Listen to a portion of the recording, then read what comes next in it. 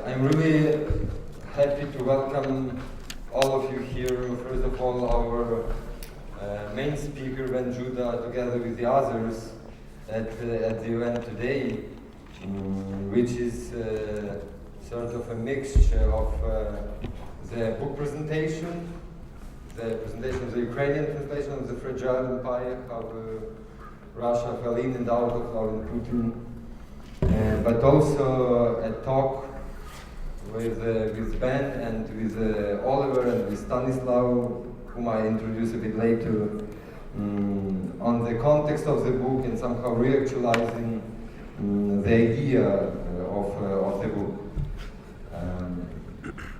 This event, just to start with and to give you some general background, is conducted within the School of Abducted Europe, which is a structural component of the Kyiv Biennial called the School of Kyiv.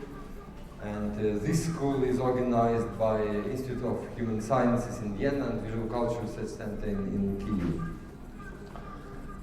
And sort of general intention, which we put a couple of times already metaphorically, of this school, which deals with European, so to say, problems, is that we want actually Ukraine and Europe in general to go back to school and to study themselves, sitting at the school desk.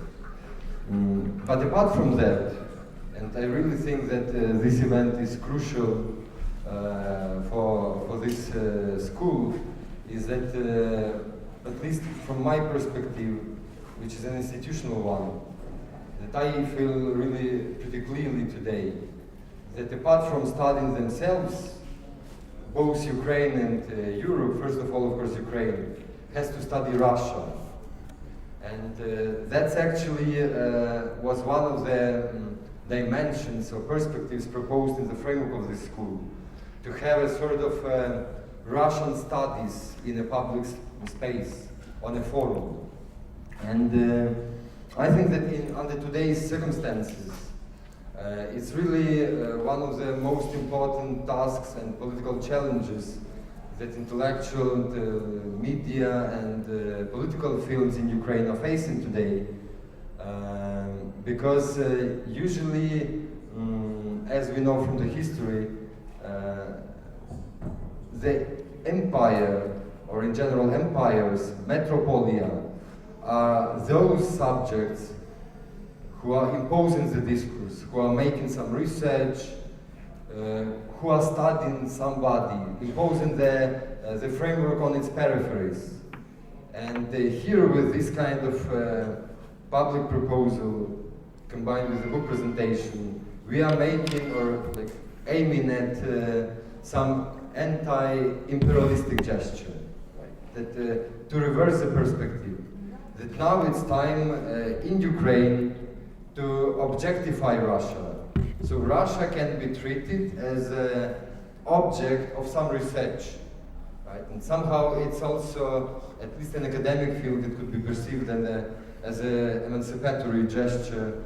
And that's why I think it's really important that the translation of the Fragile Empire is followed by the translation of the Peter Pomerantsev's famous book, Nothing is True and Everything is Possible, which appeared just a couple of weeks ago. So hopefully we have already two books pretty important for understanding Russia.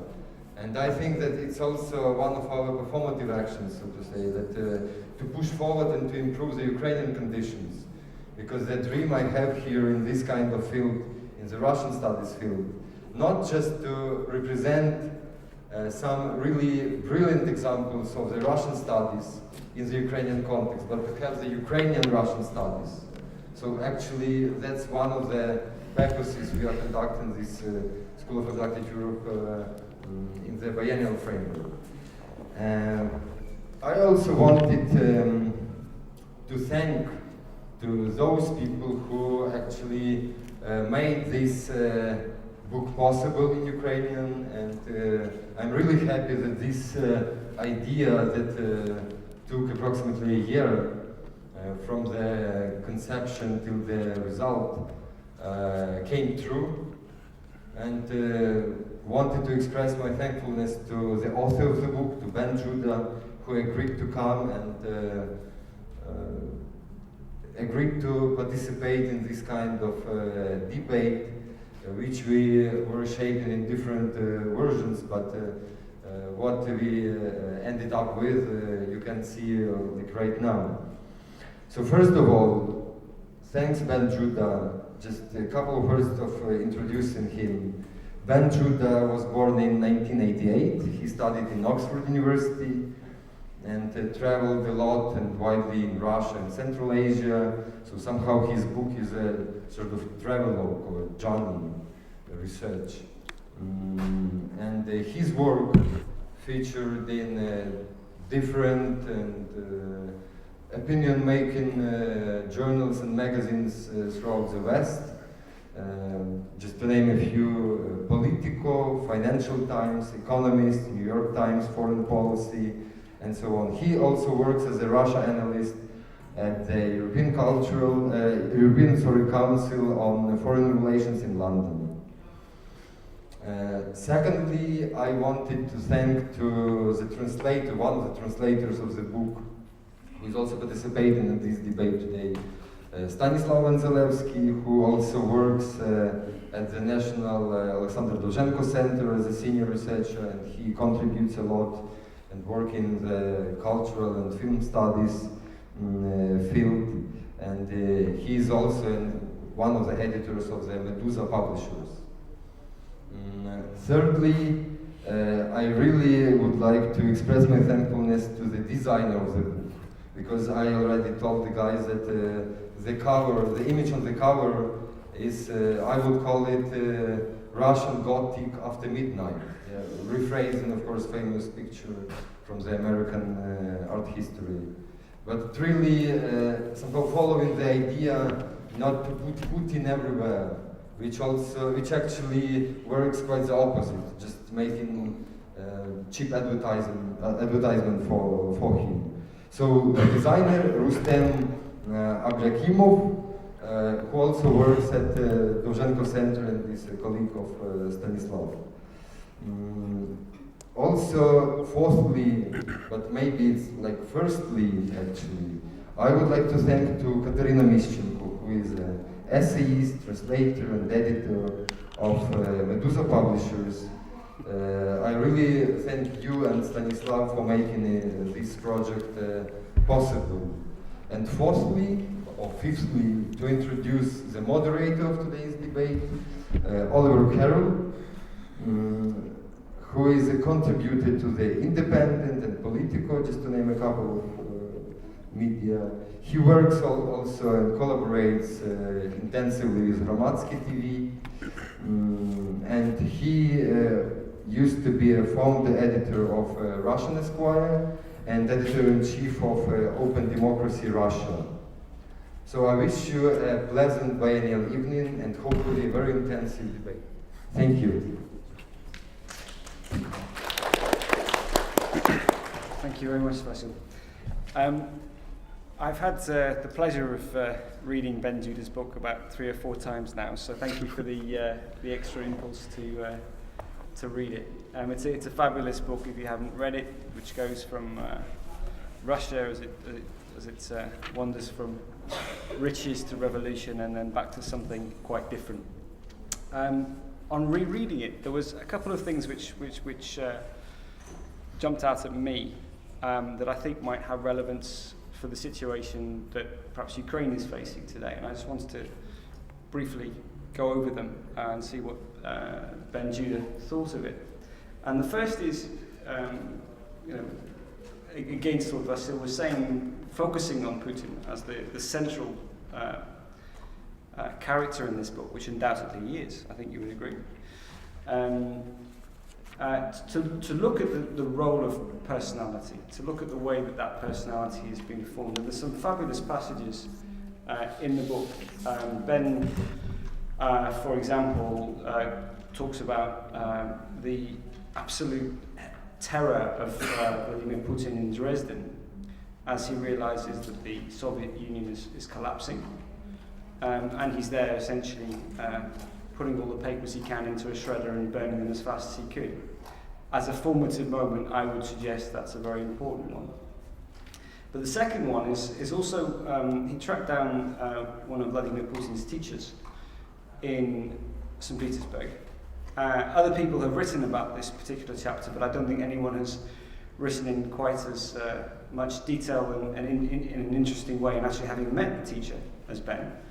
And I just wanted to sort of quote one of the quotes of this woman, Bena Judi Krihka. Again, with an eye on today's events. So she was talking about his performance in tests and exams. He didn't care about the consequences. He just scribbled something down in a test and ran away. And then she said, there were fights, if people hurt him, he would fight back as a cat, arms, length, legs and teeth. So this idea of Putin as this real street urchin, which one might say translates into some of his actions today, or perhaps not. So I just wanted to put that first question to Ben. How much can we extrapolate back from what you saw, what you were told about Putin in his early years? And how much does it explain some of the things we're seeing today in East Ukraine and even Syria? Is this? Oh, thank you for such a kind introduction. I was just rereading some of Kafka's letters the other day on a tube train in London. There was this one line that jumped out at me, which was a single page with the following sentence written 4 times, which was "No more psychology ever!" an exclamation mark. But that's completely impossible either for Kafka or for us, and certainly not for Putin. And one of the reasons that I chose to really search for Putin's psychology and to spend time in St. Petersburg trying to track down everybody who'd ever worked with him that was accessible to me or was still alive was that Putin's obsessed about psychology.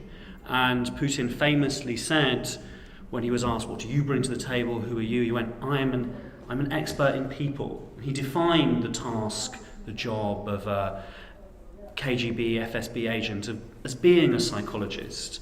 And his particular kind of view of people I found very brutal, very reductive.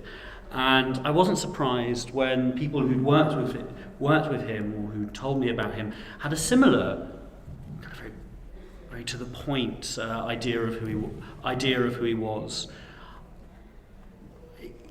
At times I found it quite elusive looking for who Putin was. And one of the passages which unnerved me was I had a chance to speak to one of Sobchak's deputies, who the moment that Putin was appointed as Prime Minister, ascending to the presidency, said he's flicked through a photo book of when they had worked together, and he couldn't find Putin in any of the photos that he was supposed to be in with him. And this man caught himself thinking, maybe he doesn't even have a reflection in the mirror, maybe there's something really sort of frightening about this man. But I think we can draw a few conclusions about Putin, and one is of somebody who feels incredibly let down, somebody who feels incredibly betrayed, somebody who feels that he's been made to suffer enormously by the organizations or by the people or by the nations that he's invested his life into. And the decisive moments of Putin's life to me was when a real kind of creature of a solid, stable bureaucracy feels that this is vanishing from him and that people at the very top have left him out to dry. And it's very interesting for me to view Putin now in this sort of position of absolute strength, still having that in him, the idea that incredibly solid things can just collapse. And one of the reasons that I chose to call the book Fragile Empire is I think that's also one of Putin's senses of what Russia is. I think Putin is deeply animated by the fear that Russia, the Soviet Union, then, now, maybe forever from its very structures, is a deeply unstable thing. To kind of summarize what I think Putin's personality is made of, I think we have 2 very brutal and unpleasant kind of aspects of Russian or post-Soviet culture shaping him. One is the 1980s security state, and its training in kind of pop, simplistic psychology to identify vulnerabilities, to identify weak points, to view human beings or view countries or view organizations solely by the points in which they can be exploited. And the other is the 1990s Russian criminal state, so to speak, and Putin's role working in St. Petersburg as a man who was tasked to do exactly that, which is to identify who were the people that were threatening, who were the people that could be blackmailed. And I think that's a way we can begin to understand Putin, and the way we can begin to understand how he looks at Ukraine. What are Ukraine's vulnerabilities? What are Ukraine's weak spots? Where can Ukraine be blackmailed as a culture or as a financial system? And that extends, of course, to the West. And I think, again, to talk about Putin and psychology and why this is important, is that Putin keeps on bringing psychology up. Like, Putin has left us along his trail. And these are really comments that caught in corridors because it's so difficult to really have access to what he thinks. You know, Putin has left us little pop psychological comments about almost all of his enemies, from Berezovsky to Khodorkovsky, you know, all the way to Poroshenko. They're little shards of how he views these people. Kalistniko's book, and Kalistniko's book, first person, in a way, actually shows a lot of his inner thoughts. That was right at the beginning of his reign, and you bring in quite a bit of that book into your own, don't you? I think that first person, these interviews that took place with Putin, as Putin really sort of outlined his worldview, I think we really get a lot from that book. I think that Putin gave away a lot more than he thought, or maybe he should. And there are some really stunning interviews there that I think will be studied in 50 or 100 years' time, especially with Putin's wife, talking about how when she was informed that Putin was going to become president, she burst into tears because she felt she'd lost her husband. And I think that over the course of what we see in that book, you see this very brutal personality, this endless reference to things as animals, human beings as animals, others as animals, the idea of his rivals being just dogs, simple things, really motivated by power and power alone. That's something I think you continue to see in Putin's kind of reign, and I think you especially see it in how Putin plays international relations, an unwillingness to buy in or even to speak in the language of European diplomacy or the language of kind of Western diplomacy. Why such a sort of brutal view? Why? One of the things I find so interesting about this collision between Putin and the people around him who mimic his way of thinking and the contemporary European Union and the United States is that these were people who were brought up in an incredibly ideological environment. These were people who were brought up to rattle off dozens and hundreds of slogans, people who were taught to sing a hymn sheet of the USSR. And I think that when Putin looks at people like Barroso or Catherine Ashton, I think he sees something of the Soviet behaviour. People saying things they don't mean, people being unwilling to kind of face realities of money or power, and using kind of ideology learnt by rote as a substitute for thought. Besides that sort of very primitive approach to opponents, of course, certainly with the help of very able lieutenants, shall we say, throughout the 2000s, there was a developing, I wouldn't quite call it an ideology, but a way of governing, which was the so-called managed democracy system, which was a rather elaborate game. Towards the end of the 2000s, which was a remarkably apolitical period, probably the most apolitical period in Russian history, it came to life when there was this moment, and it started just before Putin himself handed over the reins, as it were, to Medvedev, which was this awakening, this really exciting awakening of civil Russia, or at least civil Moscow, when everybody was liking and sharing the latest work by Kirill Rogov or Andrei Lashak or whoever else was writing on a democratic theme. And that was a real risk to Putin. And one of the main parts of your book deals with that moment, that's building on from 2007 towards the hubris of 2012, early 2012, of this idea of parallel worlds developing. I suppose my question is, looking back on it now, and I remember those days. I was at some of the protests myself, and I remember, because I was quite close to some of the organisers, they were connected with Russian Esquire to a certain extent, and I was in one of the parties after the march in February, which was a march which went from Октябрьская down to Bolotnaya Plощадь, and there was a sense of huge euphoria. I remember being everyone were drinking the bars of Mitra Borisov in those days, and we went on to the flat 44, and I remember just seeing Sergei Parkomenko, who was one of the leaders of that sort of protest movement, coming in and just shouting, "Yeah, we did it!" Yeah. Do you think the opposition actually had a chance? That's my question.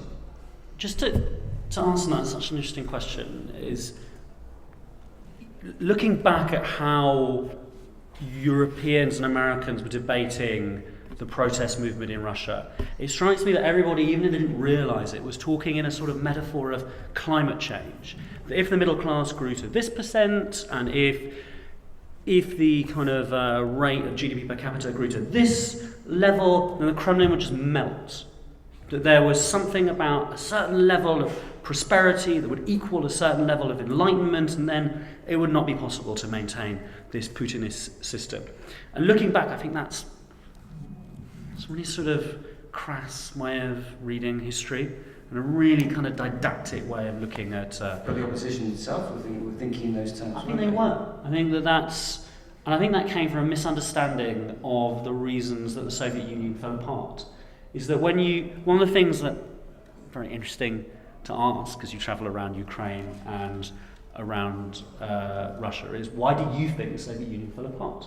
And you get an incredibly different array of answers from very different kind of people.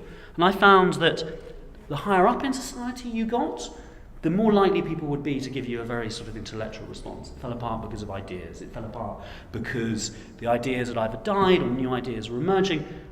And it didn't really take you to jump down a few levels to have people tell you that the Soviet Union fell apart because the food supply fell apart.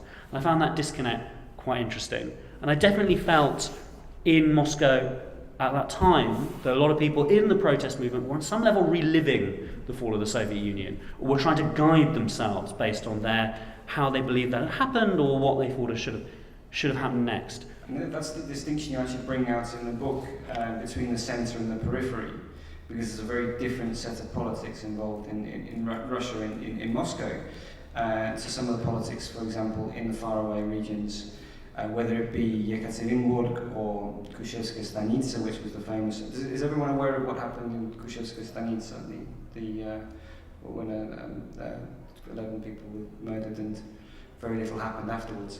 But just I've still got a few more thoughts about like this idea of society. Is one of the lessons of the last few years in Russia is how weak civil society is. You know, civil society, it's like little plants growing. All it takes is to turn off the light or really sort of try and dry it out, and these things will wither. You know, a civil society is a very it's a very complicated organic thing, and it doesn't take very much to destroy it. And I think there was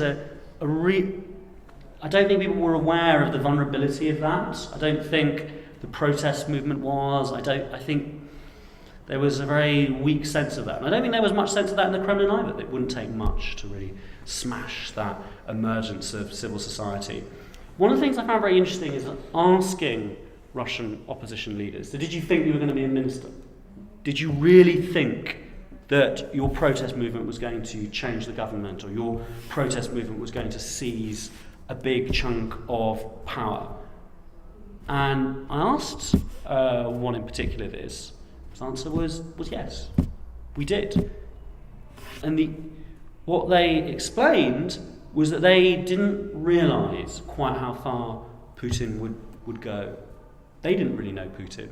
They hadn't quite taken into account Putin's origins in St. Petersburg, how Putin had reacted so forcefully to issues around Ukraine in 2004, and that I found very interesting, was that even in Moscow, maybe especially in Moscow, there was a lack of understanding of how ruthless the regime could be. And there was one thing I think people missed, and I think Western analysts missed it, Western diplomats missed it, and I think the protest movement missed it to an extent, is that Russia's sociology has millions of people in the security state. So that you have over 5 million people who work for different security agencies, who work for the army, and so on. And these people you can mobilise that sector of society, you can kind of boost it up, and that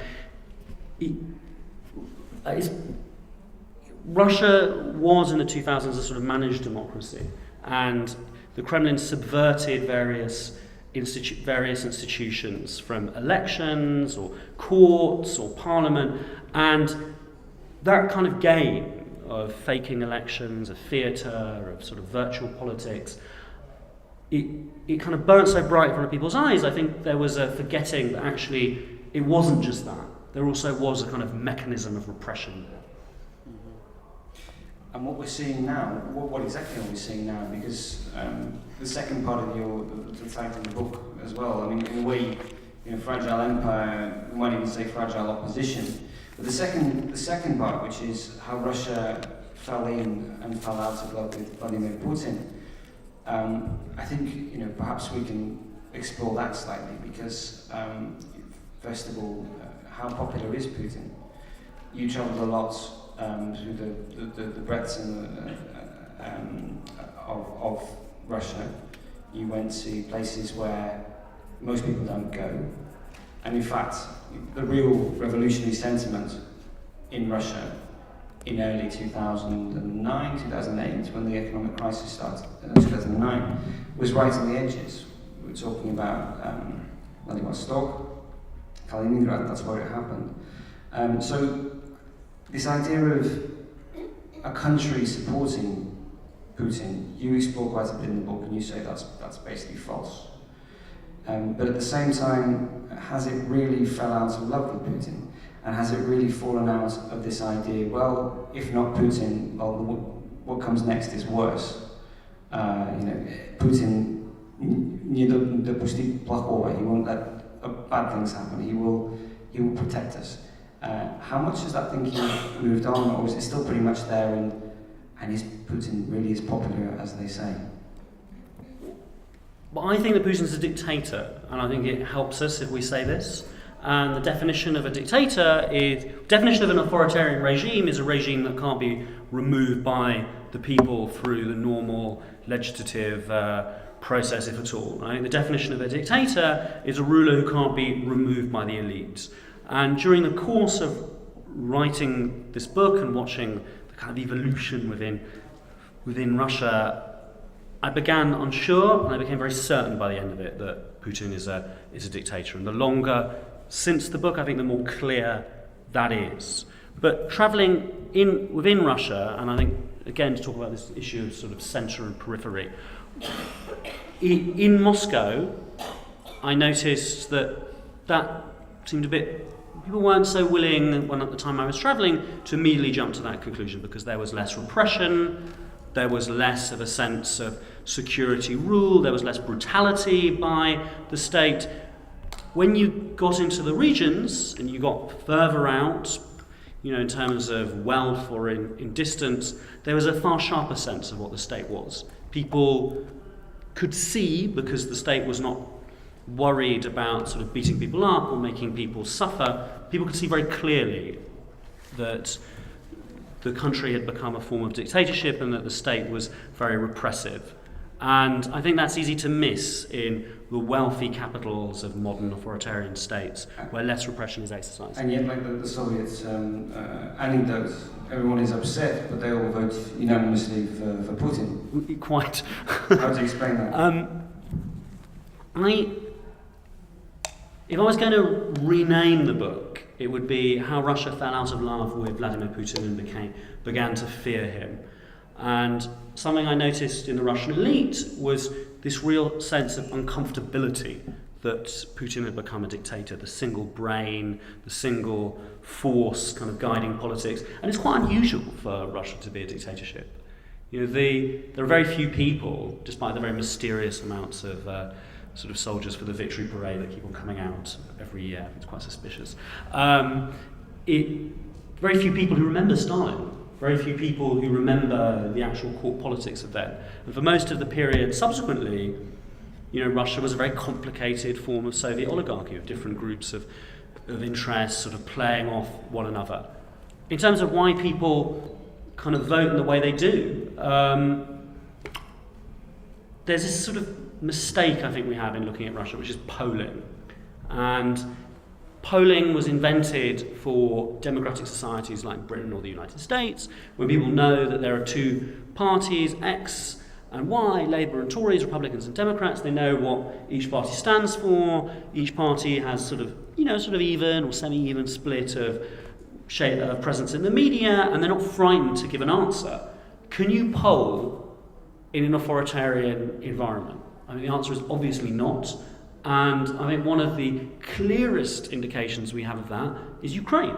And in the run-up to the Maidan, in the year previously or in the 2 years previously, polls did not indicate the degree of anger and alienation from the government, because people were not answering, you know, comfortably in the way they might in Baltimore or in Birmingham.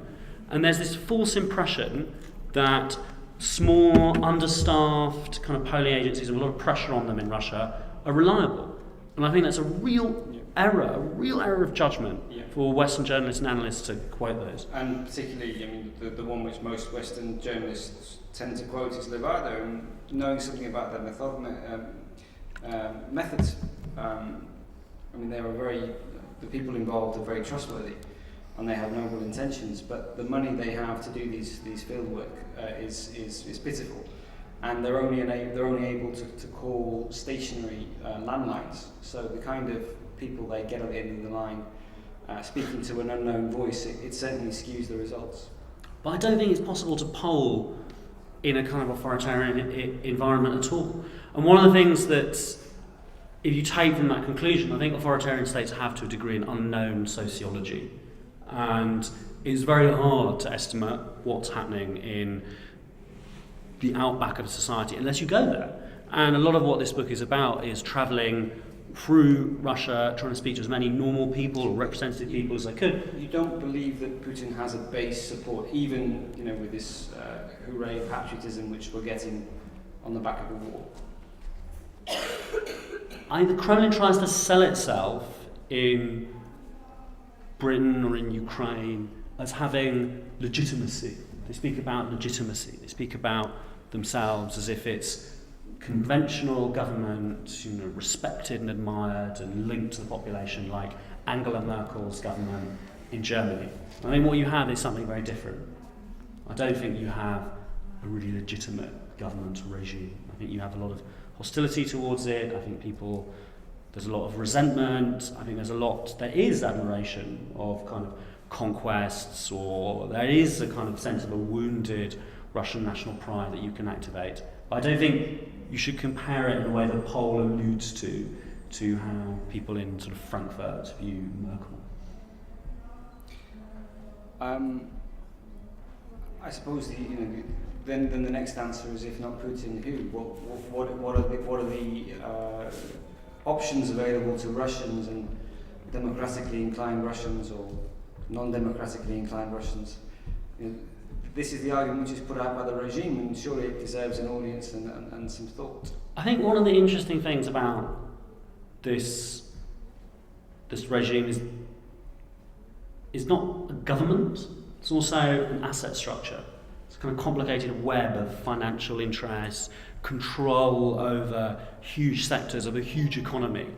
And I don't think you can have a real change of regime in that wider sense in Russia without a change in ownership. And I think it's very likely that that simple fact means that this regime could outlast or evolve Putin. And I think that's the more likely scenario. I think there's too much fear from different asset holders of what could happen if he vanished. And I think the key point to trying to understand how long Putin will last is, for this asset structure, when does Putin stop being the guarantor of their assets, and when does he become a threat to their assets? And how will that play out with Putin's control over kind of the mechanisms of oppression? And I think that's something to kind of sort of watch for as things go on. But in talking about like how Putin sees the world and how Putin is, what we know from what he's said and what we know from the people he's spoken to, I think Putin is really sort of haunted by Russian history. Putin reads Russian history, Putin talks about Russian history, and there are a lot of ghosts surrounding this man. The first and the largest is the most obvious, which is Boris Yeltsin, is that Putin doesn't want to be in that situation. He doesn't want to be physically sick. He doesn't want to be senses of being chased. He doesn't want to be hounded by that. Like that. He doesn't want to have to hand over to a specific individual for fear of jail. I think that's one of the key ways to understand him. I think the other character which is sort of haunts Putin is Nicholas II. Is that Putin has spoken often about how there are traitors against Russian history, and these were people who threw the power on the floor, just threw it, gave up. And it was picked up by the maniacs and the loons who lurk at the bottom of the national psyche. In 1917, the Bolsheviks were in Putin's sort of worldview with the fall of the Soviet Union by the ultra-radical kind of free marketeers. And I think he's very determined not to do that, not to just throw away power. And I think there's a lot of evidence that that's sort of shaping his worldview. I think it all comes back to the title, which is, Putin's unwillingness to sort of cede space to other politicians or to freedom of expression or to other political parties comes from that intense sense of Russia as a very vulnerable, very fragile state. And of course the events since the book was written, a good 4 years ago now. We're talking about sort of becoming that old. So it was 2012 you finished. Yes. So obviously there's been the stakes have been increased. A lot has happened on the world scene. The fragility of the empire for now looks to be on a different page. What is the chapter of this book which you wish you'd written? Well, there's a chapter I wish I'd written in the beginning, and a chapter I wish I could have written afterwards, which will involve hopefully one day spending a lot more time here. The chapter in the beginning I wish I'd written, and I only realised this subsequently, and I feel very annoyed that I didn't include it, is when Russia and Ukraine and Kazakhstan entered capitalism. They entered a form of capitalism created by Britain and America and Switzerland and the Netherlands, which was offshore finance. A global financial system existed in which, due to the politics and the preferences of the British elite and the Swiss elite and the American elite, vast sums of money could be moved offshore and placed in the British Virgin Islands and placed in the Dutch Antilles or placed in Switzerland. One of the moments I wish I'd drilled into, I think it's fascinating, is when sort of Khodorkovsky and Nesvillin came to London. They came to London, vast amounts of money have already been acquired, shall I say, and they go, who shall we meet? Can I meet Mr. J.P. Morgan? Was one of the questions they asked to a sort of French banker in South Kensington. I caught myself thinking, what if they had entered capitalism without offshore? What if it hadn't been possible to move near infinite amounts of money to make it disappear? What if Western capitalism had been structured so you couldn't do that? I think that would have led to Russia and Ukraine evolving in a very different way. And I think these states would be a lot less authoritarian and a lot more democratic. So offshore banking is in a sense a safety valve for dictators? I only realised after writing the book that contemporary Russia and contemporary Ukraine and contemporary Azerbaijan are as much the creation of the British Virgin Islands as they are of themselves. And the elites that have developed in the post-Soviet space are elites that do not feel their finances or their persons are tied to the fate of that state or society. They feel that they can lose the government, lose the society, and they will still keep the money. I think Mr. Yanukovych is an excellent example. Somebody who lost everything from his reputation to the state, and he went off with, what's the figure that he went off? What's the latest? No idea. Does anyone know the figure? Lots of money. Well, I saw 50 billion. Let's just assume it's like 10 billion. What allowed him to make off with that money? It's the international context of capitalism. It's the British Virgin Islands, it's the Austrian banks, it's a whole framework which it was created by Western financiers. And I think I should have included a chapter on that. In the early section of the book about how modern Russia is a creation of Switzerland as much as it is a creation of its own cultural traditions. And I'm just putting the kind of final touches to a book on London, and one of the things that I found really fascinating in researching this book on London is to what extent there exists a conveyor belt, a kind of looting machine in which if I had the sort of luck or the misfortune to become a minister in your country, I could steal vast amounts of your national assets and place them in London, in British housing, or I could place them in Switzerland with incredible ease with Western helpers or enablers aiding me on every step of the way. And I think that element of it is understudied, and I think it's understudied in Ukraine and in Russia and also in the West. It's a lack of awareness of it. You wrote a very important piece in the New York Times just before the Crimean referendum, which was at the time when it's fairly clear Russian intentions were obvious. The little green men were on Crimea, and a lot of discussion was happening in the West about the response, about whether there needs to be sanctions introduced and so on. You wrote this criticism, very steely criticism of the city in which you live, and you wrote, it boils down to this: Britain is ready to betray the United States to protect the City of London's hold on dirty Russian money and forget about Ukraine. Here in their capital city, the English are no longer calling the shots, they are hirelings. And I know that article produced a very excited reaction from patriots of London. But I just wanted to ask... Produced quite a strange reaction in which one of the main tabloids in London ran a sort of campaign against me, telling me to go home to New York, or sort of go home to Brooklyn, which I have many opinions about. I mean, you were also involved in the film in which Natalia Sidletska took part in you were the producer, as far as I understand.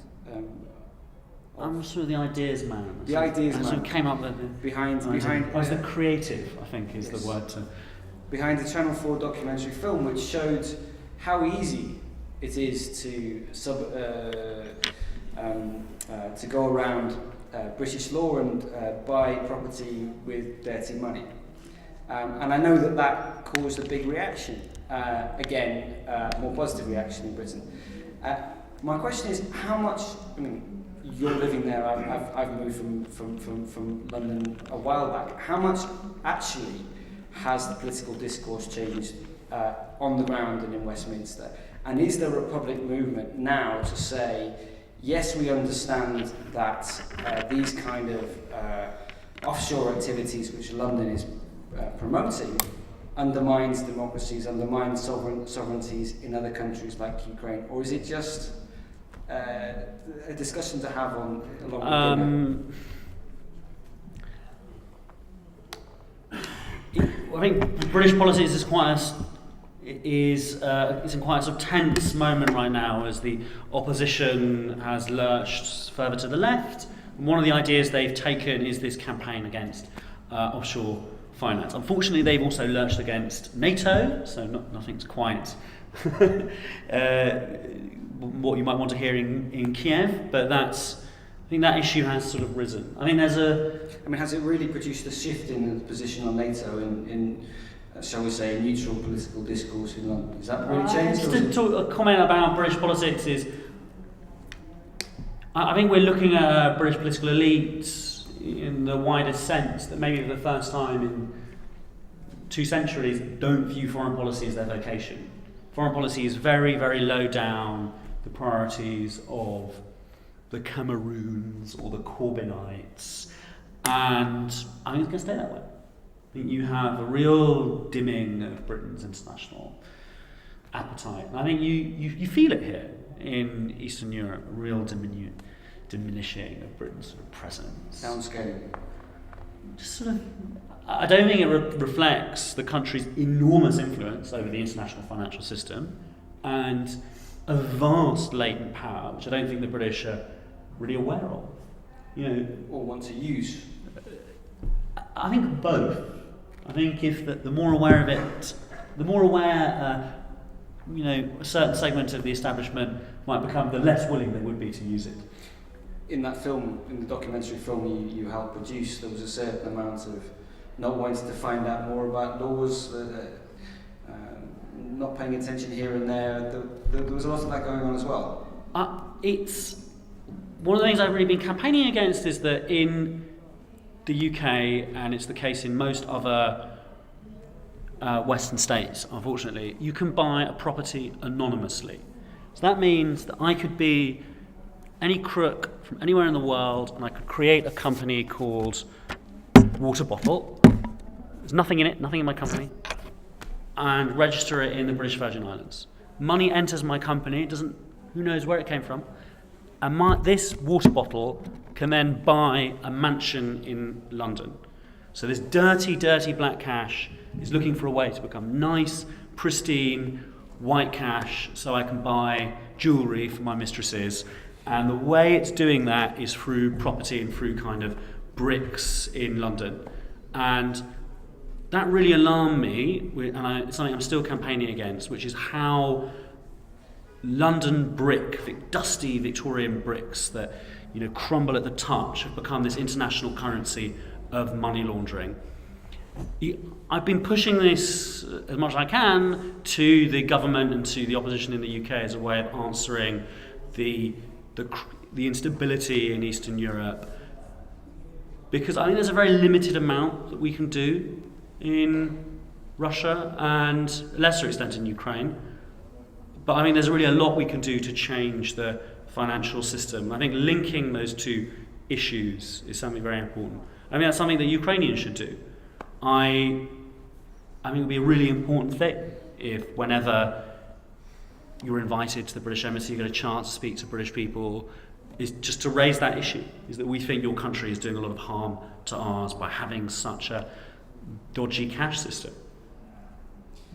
And since we've touched on the issue of Ukraine, I think it's a good time to bring in Stas, who spent much of the last year painstakingly translating this book. He says he enjoyed it, I'm not so sure. I'd just like to ask, you know it better than most. What do you think its main relevance is to Ukraine, even now after 3 years? Okay, I was not the only one who suffered. Actually, there is Polubila, the second translator. He's in Warsaw now in Poland, so just keep in mind the fact that I'm not alone. And we have actually different reasons for translating this book. Different reasons from personal ones to like more objective.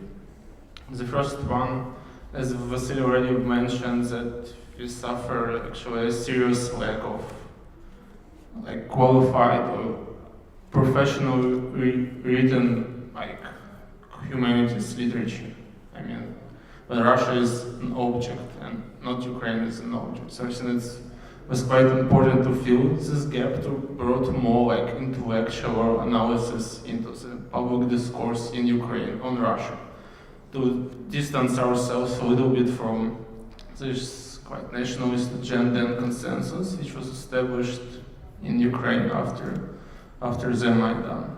And my personal reason is that I was actually fascinated with the title, with like empire concept. So I'm wondering why empire, why not like corrupted states, mafia state, anything, why empire? So it was like the main reason for me, one of the main reasons to start work on that book. And the second title was also very intriguing, like about love with Putin, and it was very funny to read this title when Russia actually fell in love with Putin again. So it was some kind of intrigue for me. And another and more like academic and like more serious reason for work on this book, and I started to work on that, considering this book as some kind of a guide or manual how to defeat your enemy. I mean, like the Putin. What Ukraine have to do to defeat like this root of all evil, like Mr. Putin. But while translating the book, I actually changed my perception of it and like everything around the book towards like the position that we all aware that the war which is going on in Ukraine is not actually about Ukraine.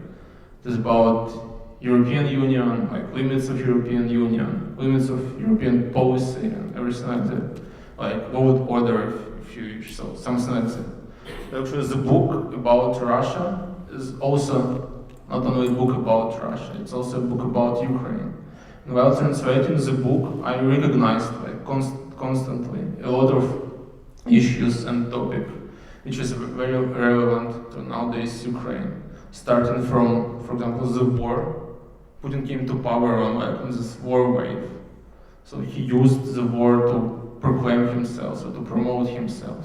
And now we have war in Ukraine, which is also used different groups and like political players in Ukraine as like an absolute and genius excuse for everything. For everything, you have to do whatever you want because it's a war. So don't ask about that stuff. Don't ask about oligarchs. There's war going on, so just keep in mind that stuff. And also, it's a very nice chapter about idiocracy, about media, how media was involved in this conflict.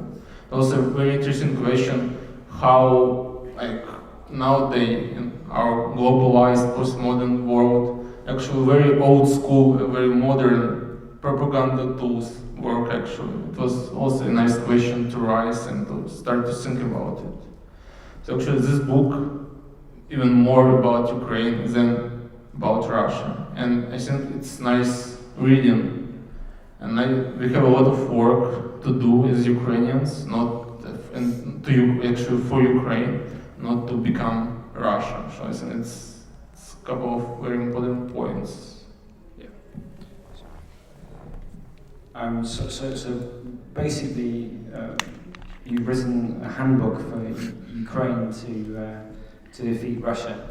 Not to become Russia. But not to become Russia. So this idea of Russia, this neighbour being continually obsessed by war. I mean, you've been in Israel for the last 7 weeks. Is Ukraine's future, therefore, if it's going to try and escape Russia's influence is it therefore to create this state, as in a military state, as in Israel? And then we'll go to questions. I think people in Ukraine throw around the expression of can Ukraine become Israel without realising what that means. I don't think it... And then maybe you can tell me, like, are Ukrainians willing to spend 20% of their GDP on defence? Are Ukrainians willing to send every young man in the country, with a few exemptions, into the army for 3 years? And for them to see action repeatedly in those 3 years? I don't really think that Ukraine is, but I'm not Ukrainian. I think those are not for me to answer. That's for you to tell me. Lots of states in the former Soviet Union, such as Georgia, have said that they wanted to become Israel, again without really understanding what that means and being really, really ready to sort of fight in that respect.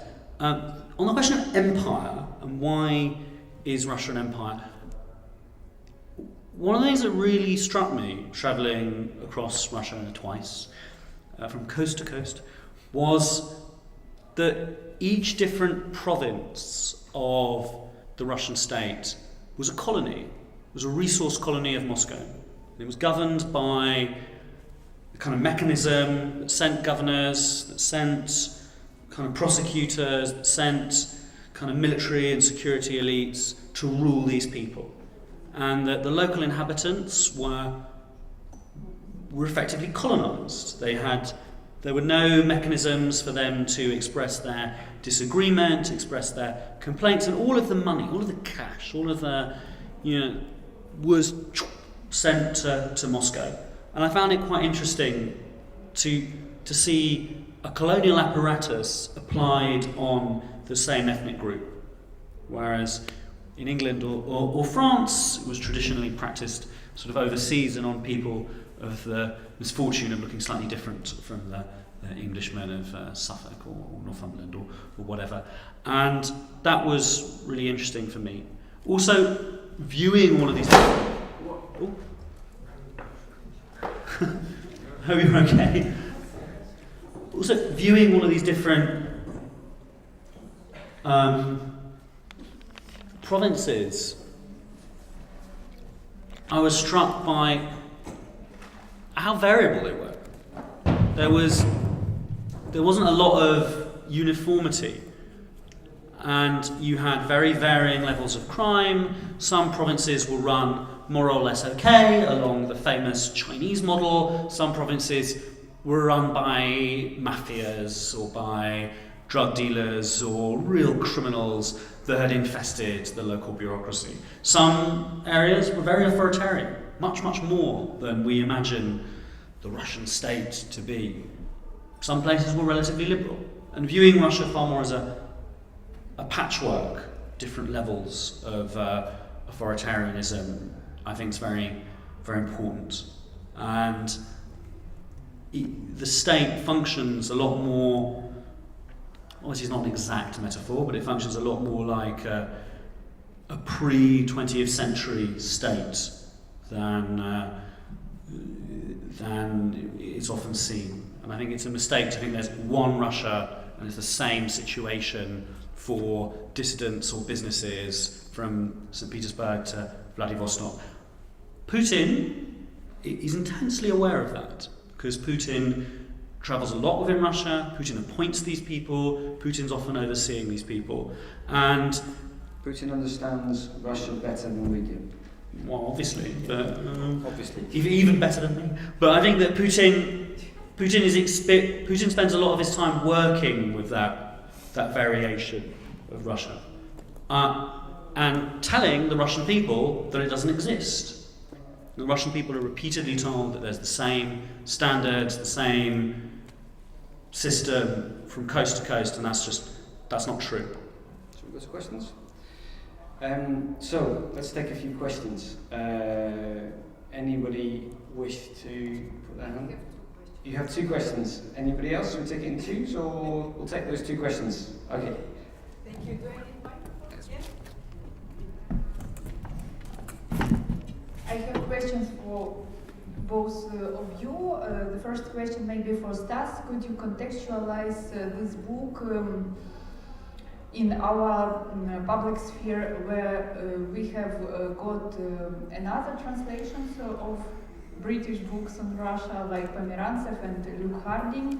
What is really special in this book? Why would you suggest, I don't know, to choose this book to meet Russia or to get to know more about Russia? And a question for Ben. One of your last chapters is about China, and China is not really a relevant topic here in Ukrainian debate on Russia. And how would you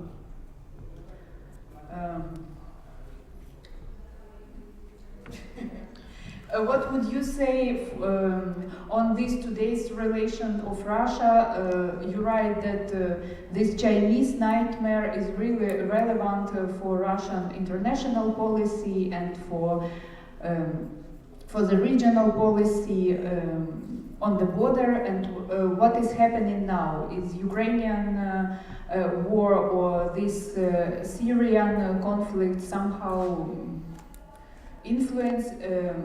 Do they influence this China question? Is it actually relevant now? What is happening? Because here we don't know anything about it if we read just Ukrainian media on Russia. Okay. Just to start with Syria, I was just in Israel for 7 weeks, so Syria felt very close.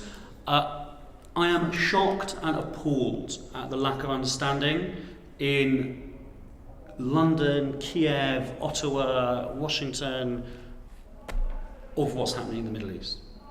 You have over 300,000 people who have died in Syria. Syria is a country that's half the size of Ukraine. I leave you to imagine how many people the equivalent would have been. You have the collapse of Syria, Iraq, Libya, Yemen as states. You have Egypt that has become more repressive, more totalitarian, more vicious than it has been at any point since the fall of the monarchy.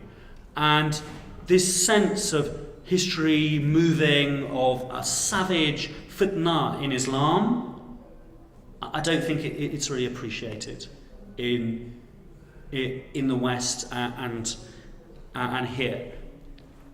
In Syria is a sort of complicated sort of creature where one sect has practiced minority rule over the others, and this sect is not deemed Muslim by Daesh or ISIS or how do you say it? ISIS? By the forces against it. And one of the estimates that I heard from Israel is that if Assad loses this war against Daesh or against ISIS, genocide will take place against this Assad's ethnic group. I think, ironically, and I don't want to praise him, I think Putin has understood that. And I think the apocalyptic mindset that the Russian security establishment works in has led them to grasp that. And if you look right back at the beginning of the sort of Arab Spring, you see Putin and Medvedev talking about the clash of civilizations that will come out of these revolutions. So I think that's important to understand why Russia is putting troops there. The fashionable answer amongst Western analysis is it's all about domestic PR, it's about manipulating war to give great victories at home.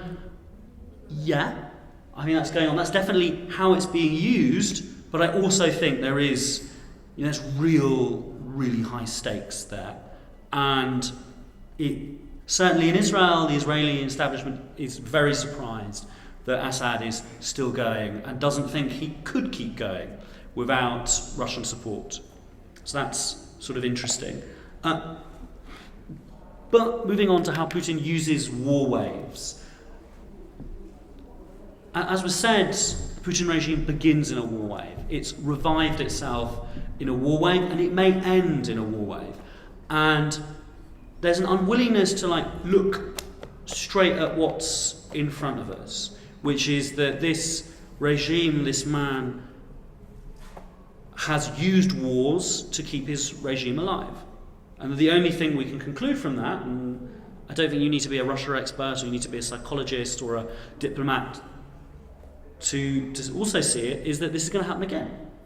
Is that when the regime, for reasons of economics, for reasons of society, a new wave of ideas in the establishment, war will take place.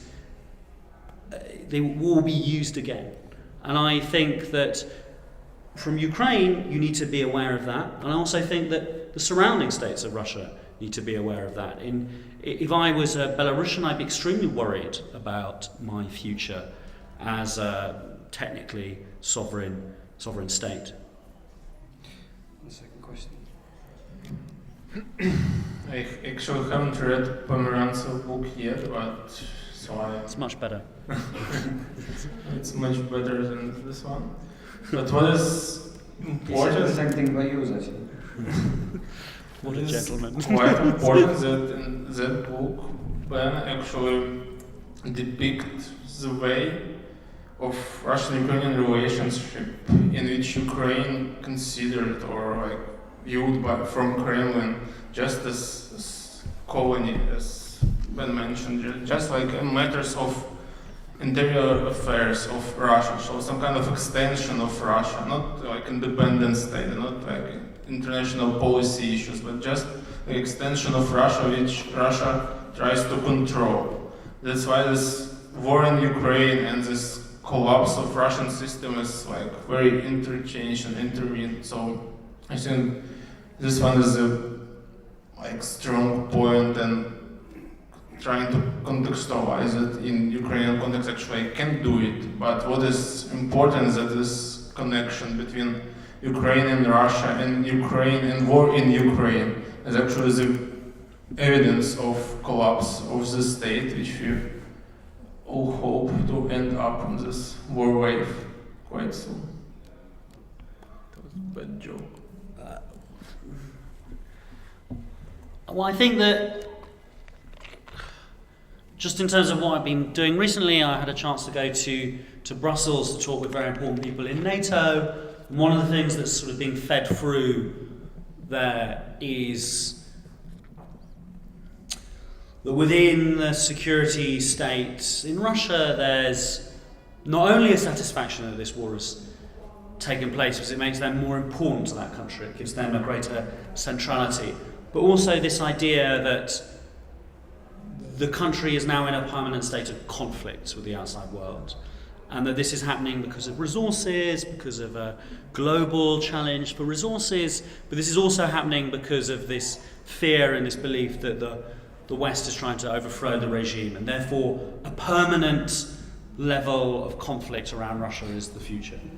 But I mean, I've also spoken to people inside NATO, and they're genuinely surprised that Russia's taking this on because they feel the risks are quite high, and Russia has engaged in military conflicts much closer to home, and the way this will impact on domestic public opinion is far less clear. Surely. Well, coming from the Middle East, I think governments are really, really reckless. Playing games with people's lives. And you shouldn't expect them to take kind of wise decisions or sort of think things through. And also people can believe pretty stupid things in politics. That's not a very sophisticated answer, but I don't think we should mystify how Putin can be reckless. Okay. Just sort of take that for... Anybody have any other questions? Okay. Sure. Actually, can you shout? Yes. Ben, you said that you are aiming for some... Please use the microphone. Yeah. Ben, you said that you are campaigning for some sort of reform in the financial sector in Britain, for stricter enforcement of anti-money laundering laws. Can you even imagine for yourself any meaningful reform in this sector, taking into account how dependent the British economy is upon the financial sector, hugely dependent? Well, I'm not left-wing, but I don't think that a country based on finance is a bad thing. I don't think a country based on car manufacturing versus finance is a more virtuous country. And what I do think is a problem is the kind of money you have and the kind of money you handle. You know, the majority of cash coming into the UK and in the world is white cash. It's decent money. What I have a particular problem with is the British housing market being used as currency for corruption, not only in Russia, Ukraine, but also in Congo or Argentina or India or Saudi Arabia. The reason I'm very angry about that is that distorts a couple of levels of British society. Firstly, it means that the houses become unaffordable, which undermines one of the principles which Britain is built on, which is that it's a society where housing is affordable and everyone can have a stake in ownership in society. I think the rapid diminution of that is bad for stability of British politics in general. And I think it starts to corrupt parts of the British system. I think that if your lawyers handle dirty goods, your lawyers will become dirty. If your bankers handle dirt, you don't be surprised that they get stuck under your nails. And that's why I'm campaigning against that. There's been a recognition of it. It's been the opposition in Britain is now made that its official policy to the actual law that the British opposition has suggested is that no foreign entity would be able to buy property in the UK. I think that's okay. I think there are some problems with that, and I would prefer a simple no anonymity law. And the Prime Minister, who's had a bad week, has said that he wants to move towards ending anonymous ownership. And they told me in his sort of cabinet that they're dealing with it, and they're launching a sort of review of the system. So one of the things I think you can do is, it surprisingly, really does surprise me, there's not an awareness in Britain that if you handle stolen goods, the people whose goods have been stolen will become angry with you. There's this view that all of the other countries around the world, these people are sort of too bovine or too stupid to become angry about it. And I would suggest that you did. I think it would be great if Ukrainians would become angry and show that you lose your reputation if you become a money launderer. Because I'm repeatedly told in London that this is cost-free. Handling stolen money doesn't have any consequences. And if you're worried about consequences it has for the British housing market or the British financial sector, we can deal with that in other ways. Don't worry about it. And I think that British public opinion would be susceptible to kind of real sense that we were losing our credibility abroad. And I think Ukraine should be at the front of that.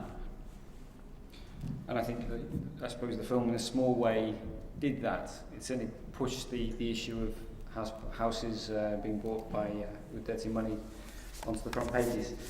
Okay, so any other questions? Okay, Vasil. I fell also down. Well, actually, it's from my side, not even, it wouldn't be a question, but rather a proposal, some contribution of a new notion to our debate, which I think is pretty lacking.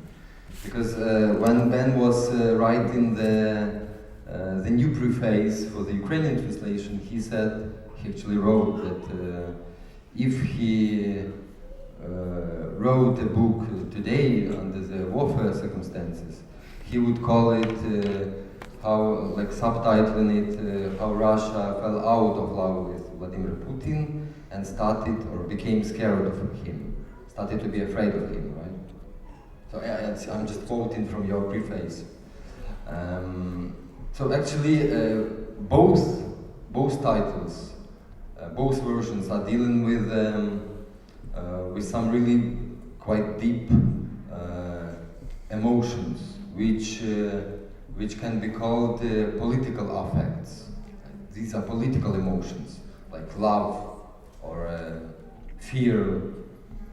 And I would like to add one more political emotion. Probably I am too much sensualist, sticking to this tradition. That there is, to British, by the way, that there is nothing in mind which is absent in feelings, right?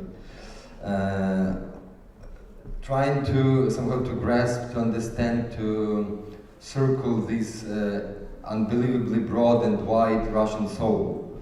I think that, at least from my experience, I'm just testing on you, like asking also, it's a sort of a question.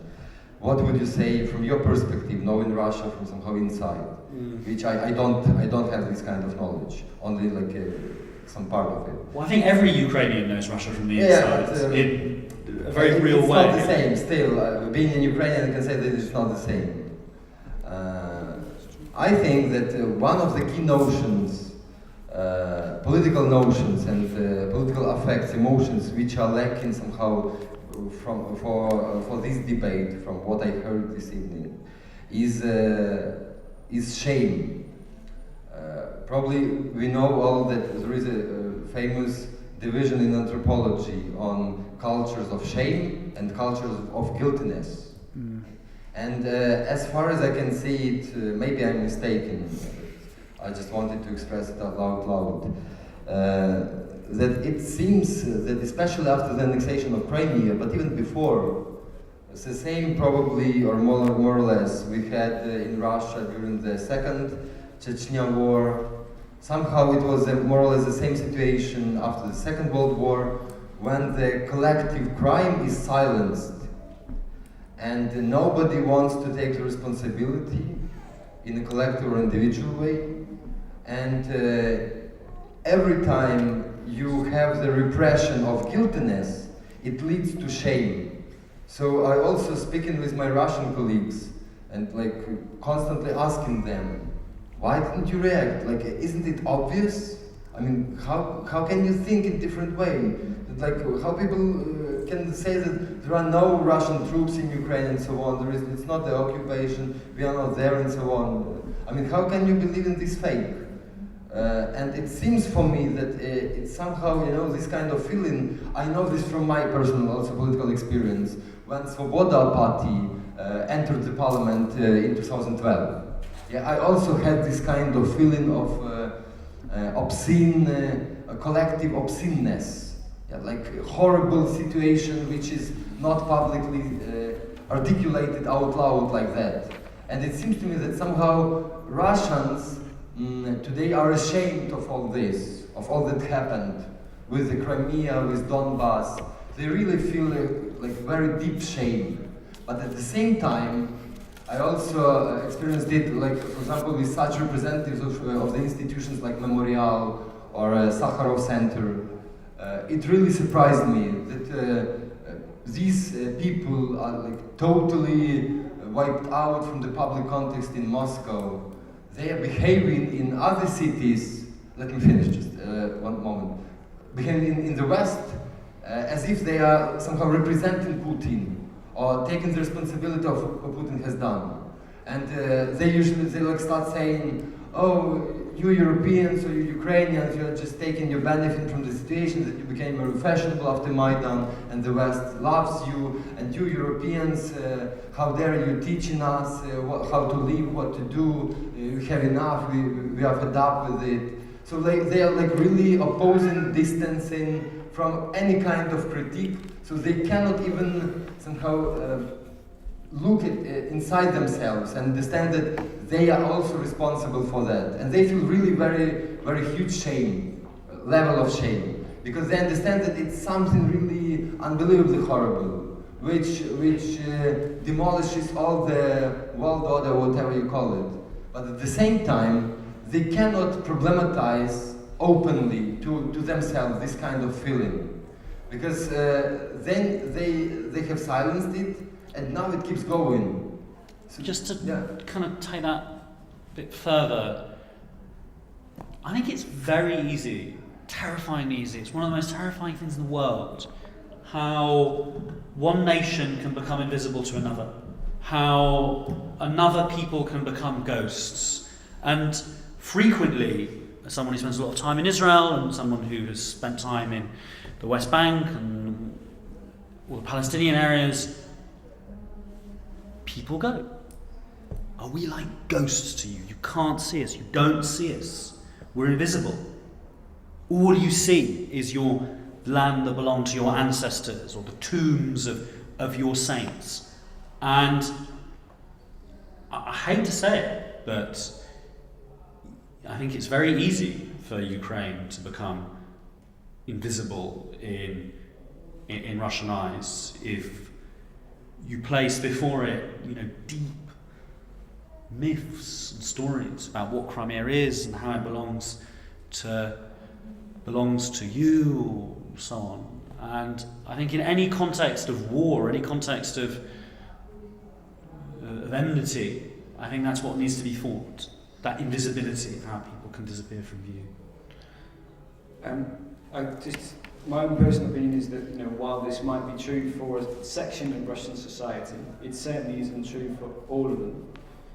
And on the issue of shame, as the journalist inside me, I tend to avoid these highly subjective and emotional areas. But if we're talking about shame and we're talking about collective guilt, there are a number of people in Russia who do feel this. Some of them express it in different ways, but what you do have in Moscow and in many of the cities, Petersburg and so on, is an atomization, more so than ever before. And there is that fear. The fear has returned. Ben is absolutely right. The fear which had disappeared for that sort of golden period of Medvedev's term, if you want to call it that, the fear has come back. And people aren't speaking to each other, and people form opinions based on their social circles, and those circles are becoming mutually exclusive.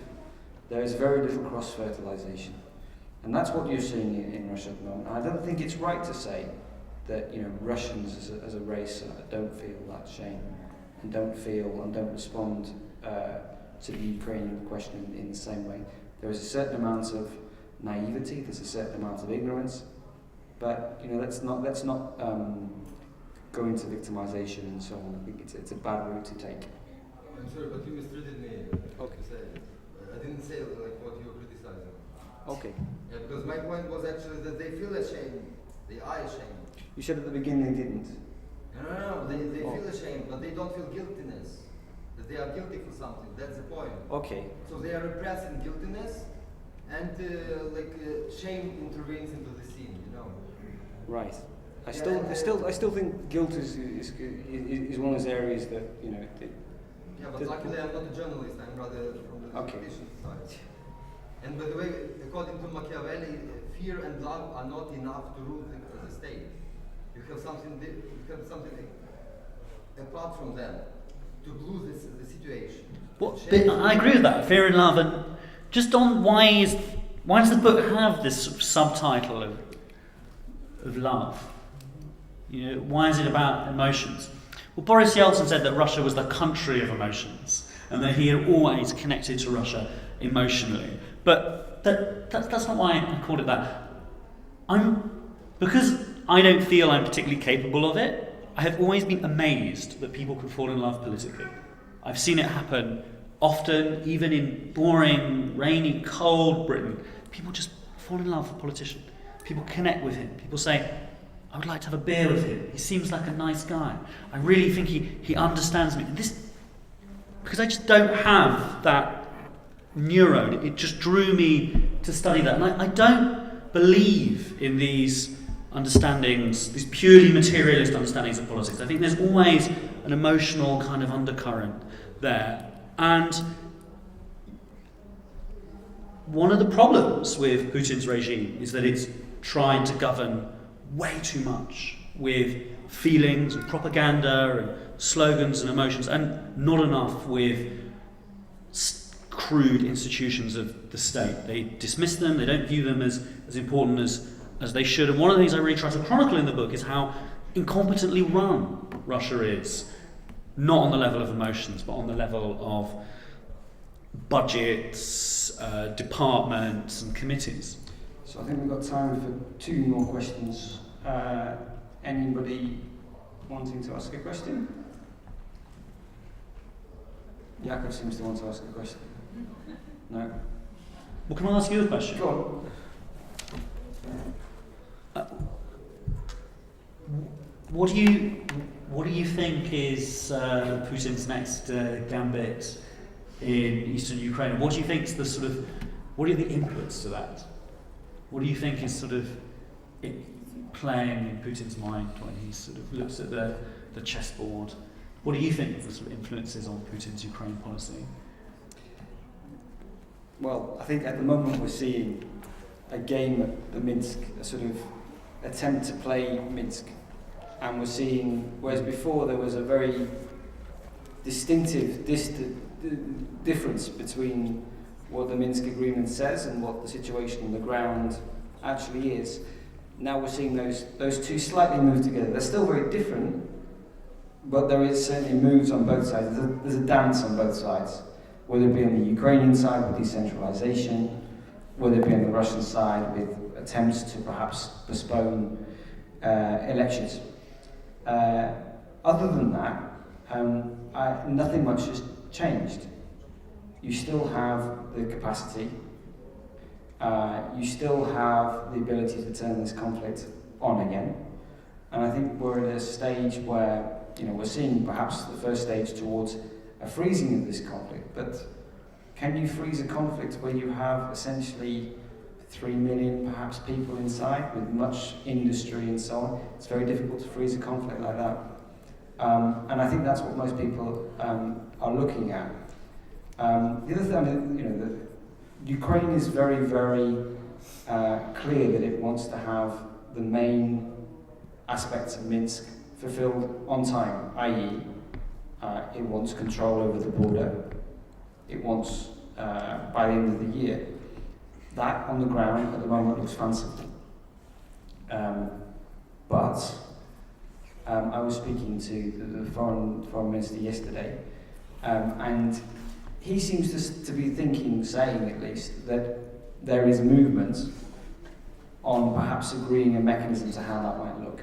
He even suggested that Vladimir Putin had suggested that perhaps they wouldn't be, maybe, who knows, against the idea of peacekeepers. There's a lot of modalities in there. So at the moment we're seeing an attempt to play Minsk on both sides, but that conflict can be restarted at any minute. When you write the history of the Ukraine war, from your sort of perch in kind of Oxford or Cambridge, I'll let you choose. Liverpool. What do you think will be your evaluation of Western sanctions policy? Because sort of people screaming in the press, activists were going, failure, do more. Was it actually like that? Would you think that the quiet, behind the scenes meetings between the president of Switzerland, small player, and Vladimir Putin, do you think that may have saved Mariupol? Do you think that may have saved Odessa? What's your sort of guess, or what do you know about this?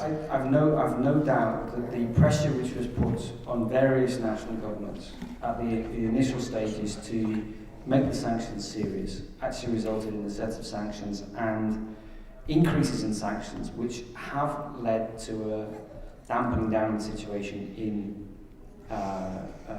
eastern Ukraine. There's no doubt that this time, last year, the situation was much more vulnerable, much more fluid.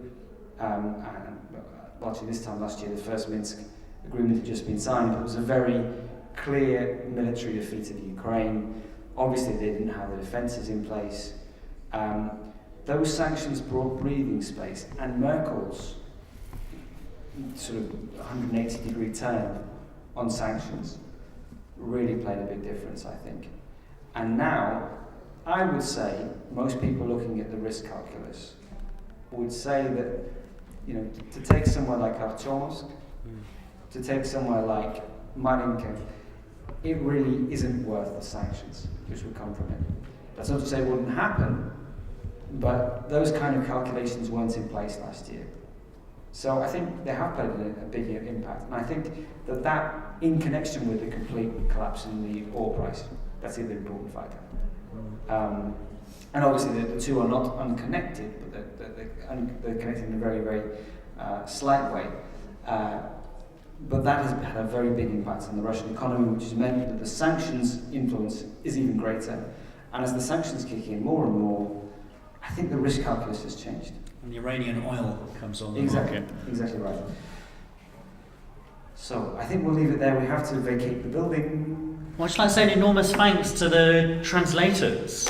It's a real dream of a writer to see his book translated. To be translated so kind of beautifully and attractively. Thank you. We have to run actually. Okay. It's 7 minutes.